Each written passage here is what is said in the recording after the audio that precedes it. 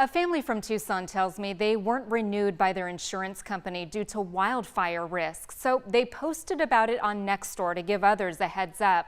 Turns out they are not alone in having to find new coverage. It is a growing trend here and around the country. More than 100 people responded to the post on Nextdoor. Many are homeowners struggling as insurance companies hike rates, drop customers, or leave the state altogether. For a couple of years now, kind of pulling back on what they'll cover, where they will cover. Amy Bach is executive director of United Policyholders, a nonprofit organization that helps consumers nationwide. She says the main reason for premium increases and cancellations has to do with climate change, inflation, and technology.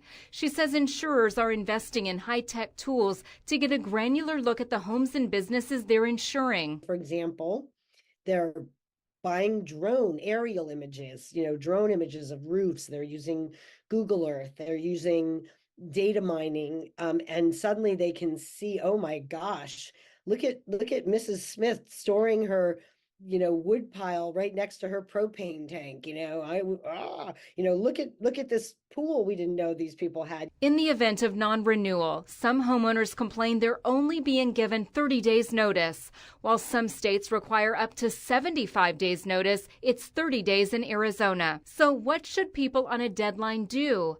We reached out to the Arizona Department of Insurance and Financial Institutions. The organization monitors rate increases and ensures companies are complying with Arizona insurance laws. In an email, we're told there are approximately 100 insurance companies selling homeowners insurance in Arizona.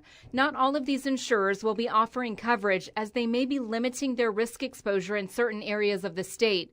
Consumers should be active in shopping and work with their agents to find those insurers willing to provide coverage and compare those policy costs. Surprisingly, there's no law requiring homeowners insurance, although most mortgage lenders require it.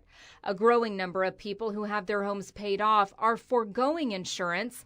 Robert from Marana said, "I had one claim in 44 years, and now I am willing to assume the risk." While it's not recommended, Bach says as many as 20% of homeowners in Florida don't have homeowners insurance.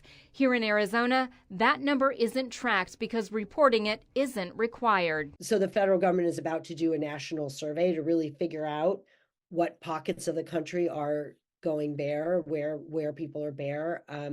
And I think we'll know a lot more by the end of this year. For more information about mitigating risk, shopping for insurance, and resources to help better understand your policy, head to KOLD.com. I'm Rebecca Taylor, 13 News.